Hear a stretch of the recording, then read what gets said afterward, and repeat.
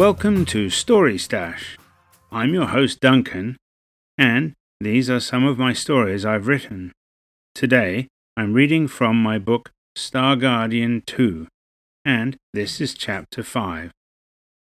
Be sure to subscribe to get the latest updates. Now, let's get started. About 6 days after we left the trading post, Ship alerted us. Attention, coming out of hyperspace. The hyperspace engines cut out, and we appeared on the far side of the system. I could not fault Ship's navigation skills.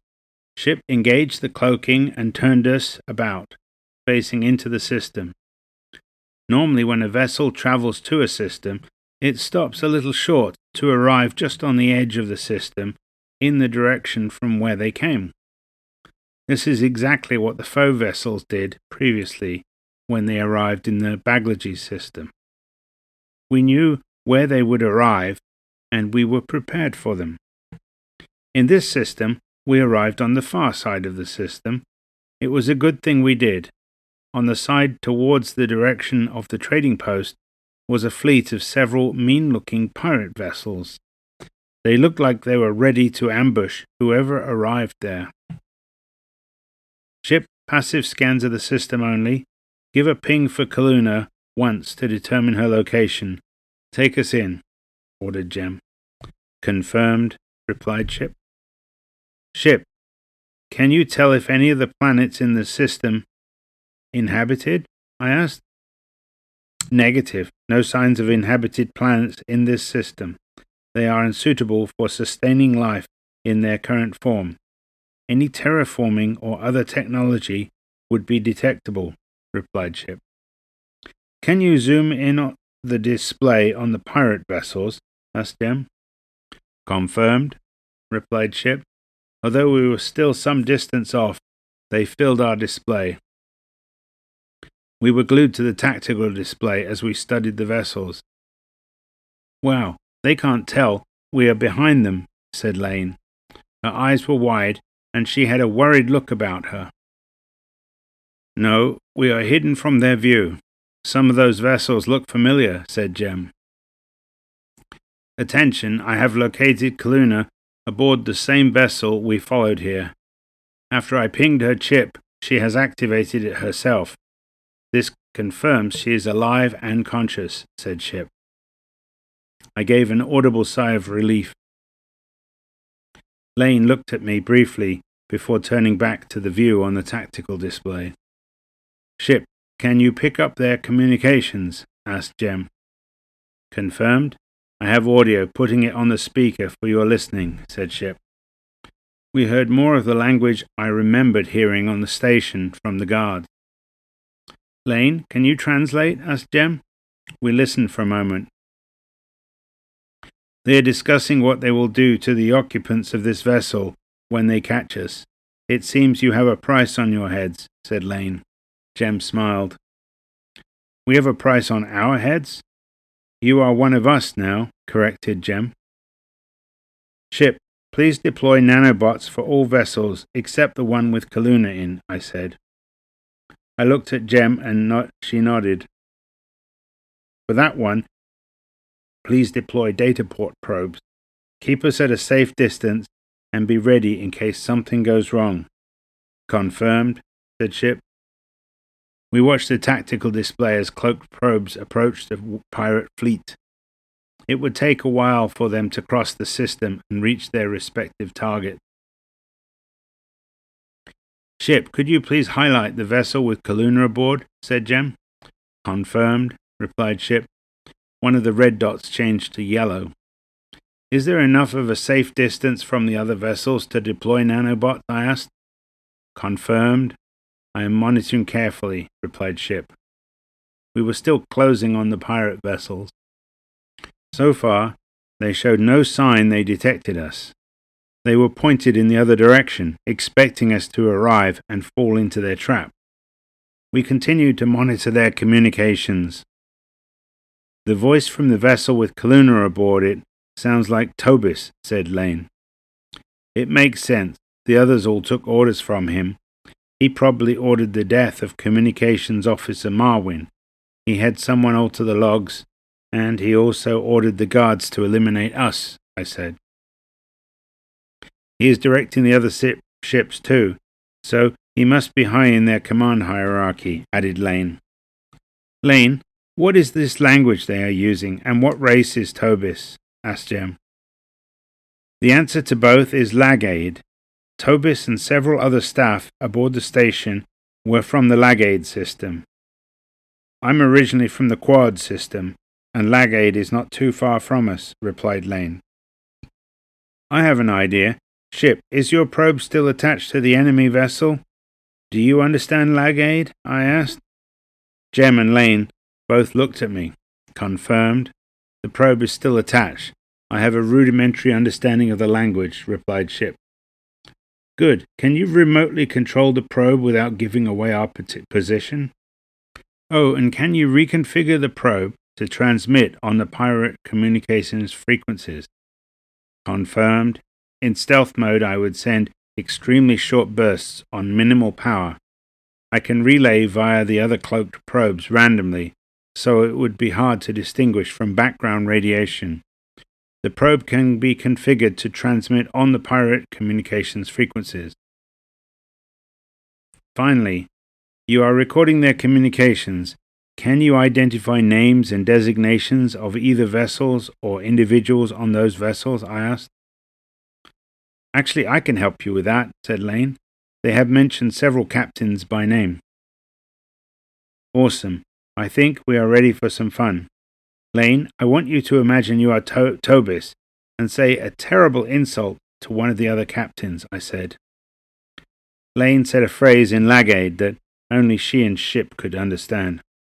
Ship, I assume you got that. Please remodulate the audio to match the voice print of Tobis and play it back. Confirmed, said Ship.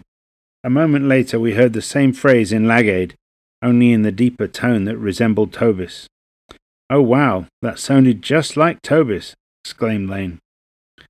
I think I know what you are up to now, said Jem, with a smile. Step 2. Ship, in your own time, reconfigure your probe on the enemy vessel. When there is a pause in their communication, have it broadcast that phrase on the pirate communications frequencies. It will appear to the other vessels it came from Tobis, I said. Confirmed, said Ship. Soon after, we heard the same phrase as if it came from Tobis himself. I did not understand the responses, but communication increased in volume and the tone suggested someone was upset. Lane laughed. We really confused them. Tobis denies he said anything. They insisted they heard him clearly. This is working better than I hoped. Lane, would you like to record more insults? I said. Sure, that was fun, said Lane. Then she recorded more phrases in Lagaid. I was glad I did not understand the language. It sounded awful.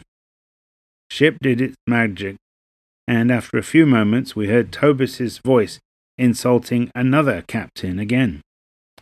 Perfect. Ship, don't overdo it. Vary the duration between insults. We don't want them to find the probe, I said.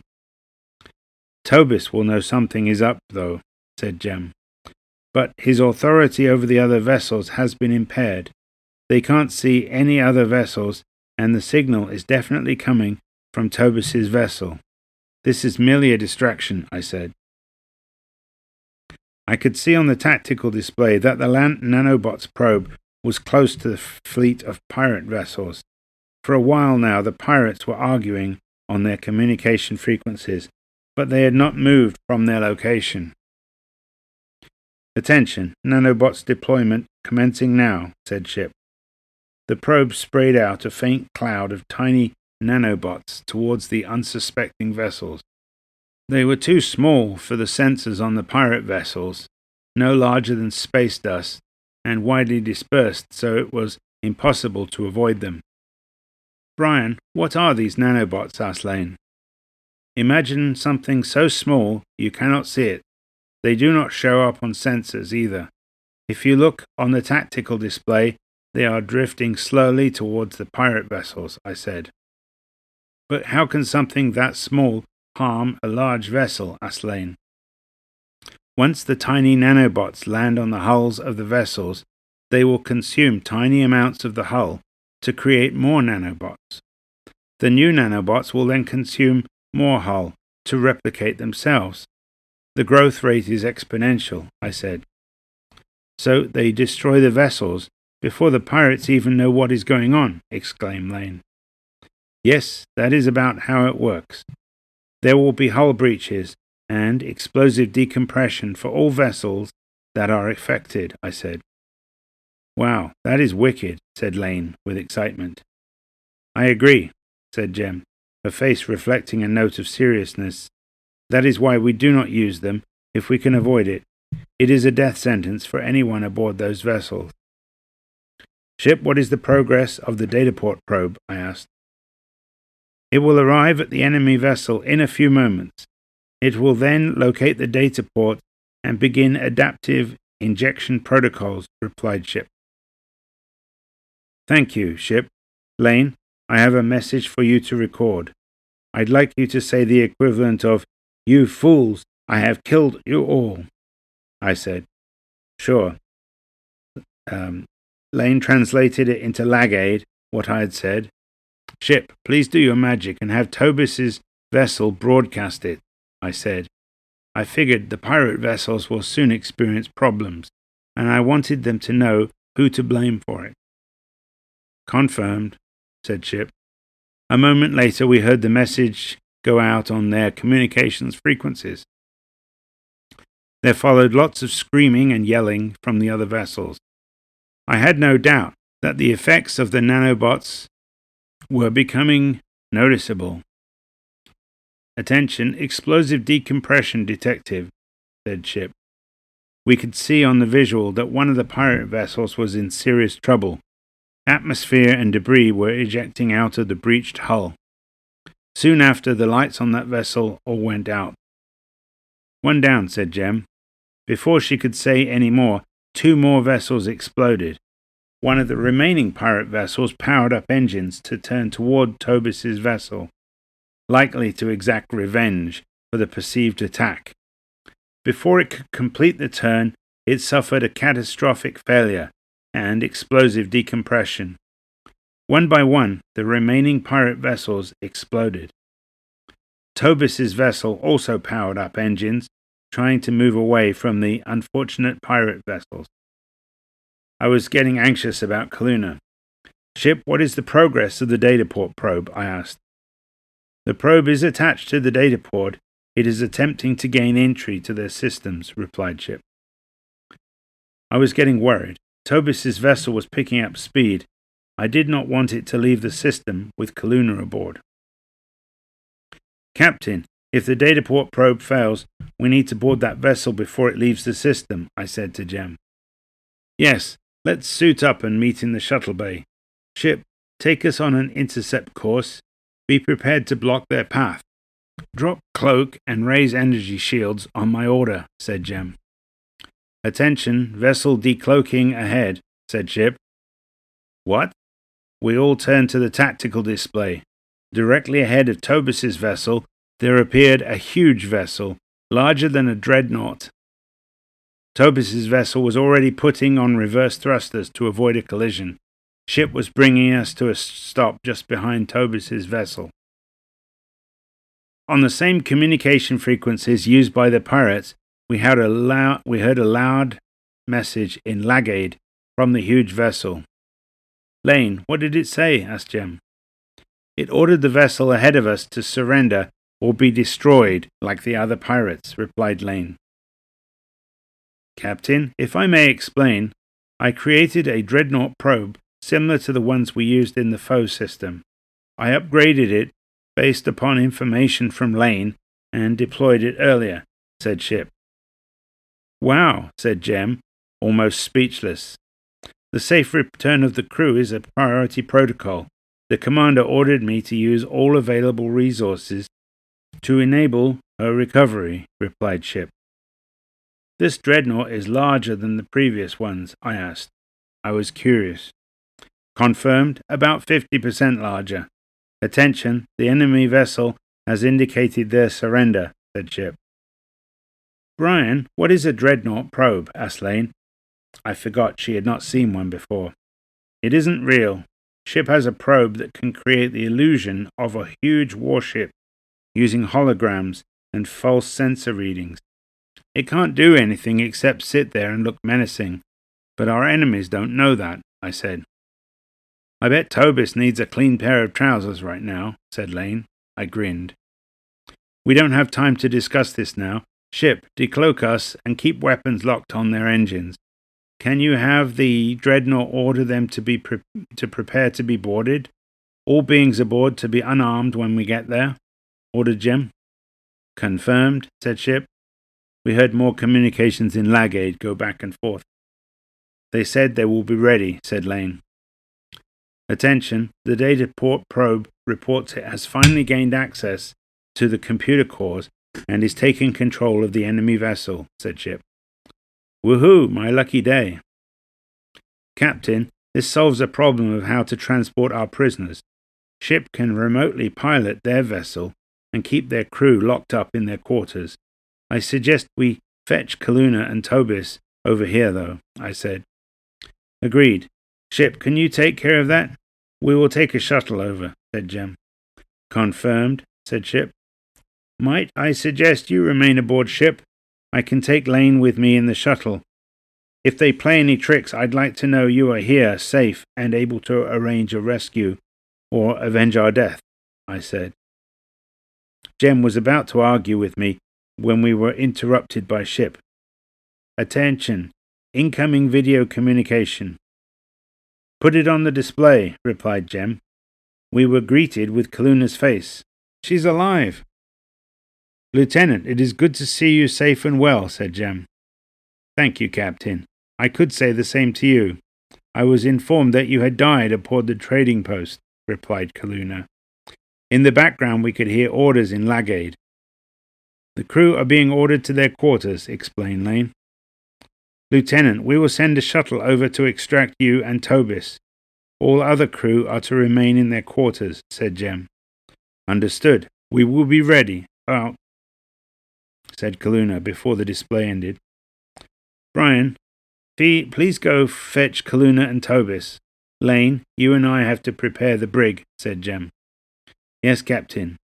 I left to suit up and head to the shuttle bay. I wasted no time in doing my pre-flight checks in the shuttle, and soon I left the shuttle bay and travelled the short distance to the enemy vessel. I was wearing my away team suit, and I was armed with a stun gun. Ship, can you confirm the locations of the hostiles? Will I have any problems with them? I asked. All enemy crew except Tobis are secured in their quarters. I am monitoring via the internal sensors. Tobis and Kaluna are waiting for you at the airlock, replied Ship. It seems too easy. How come these ruthless criminals complied? I asked. It did not seem right, but then I was always suspicious. I suspect that, witnessing the destruction of their fleet of vessels in a matter of minutes, combined with the appearance of a huge dreadnought, was quite convincing. Any remaining resistance went away once I took over their computer cores. I assured them that non-compliance would result in termination of life support, said Ship. Yes, that would do it, I said. I piloted the shuttle alongside the docking port and docked with the enemy vessel. Ship, can you patch in a view from their internal sensors of the area on their side of the airlock? Confirmed. On the display in the shuttle, I saw that Kaluna and Tobis were waiting for me. Kaluna was still wearing her suit. I had my stun gun in one hand, and I approached the airlock. Ship, please tell Kaluna and Tobis to enter the airlock. I did not want to go aboard their ship if I did not need to. Confirmed. On the display I could see them open the airlock door and step in. The door then closed. Ship, scan them both for weapons, I ordered. No weapons detected, replied Ship. Okay, open the airlock and let them in, I said. The door opened and Tobis stepped in cautiously, followed by Kaluna. Kaluna looked like she wanted to jump into my arms, but she thought better of it. I directed Tobis to take a seat. He said nothing and sat down where I indicated. Kaluna, it is good to see you again. Did they treat you well? She gave me a smile. They did not harm me. I think they knew not to do anything stupid. I felt relieved to see her before me. I turned to Tobis. Tobis, the only reason you aren't already dead is Kaluna, I said. He did not reply. It looked like the fight was gone from him. Okay, take a seat, Kaluna. Keep an eye on our guest for me. I sat in the cockpit and undocked us from the vessel. I then piloted the shuttle back to ship. Once we were back aboard ship, I escorted our guest to decontamination and then to the brig. Ship directed Kaluna to a separate decontamination area. I was glad she did not have to shower anywhere near that creep. After securing our guest, I cleaned up and went to the main bridge. Jem, Kaluna, and Lane were there, sitting and drinking hot beverages. I walked over to the food dispenser and got myself a cup. Kaluna put down her cup and gave me a big hug. She held me tight for a long while, like she was catching up on lost time or expressing her gratitude. I remained quiet to let her work through it. After nearly a week, I had missed her too. Looking over Kaluna's shoulder, I could see Jem and Lane looking at us. I smiled. We worked well together to effect a rescue. And we succeeded. Ship was taking more initiative, and his or her, I did not know if you can apply gender to an AI, his or her contribution multiplied our effects. Even Lane had contributed significantly since joining our crew. Perhaps it was adrenaline, but I felt really happy. Well, that's the end of Chapter 5, and next episode we'll have Chapter 6, After the Battle. So, until then, hope to see you again. Goodbye.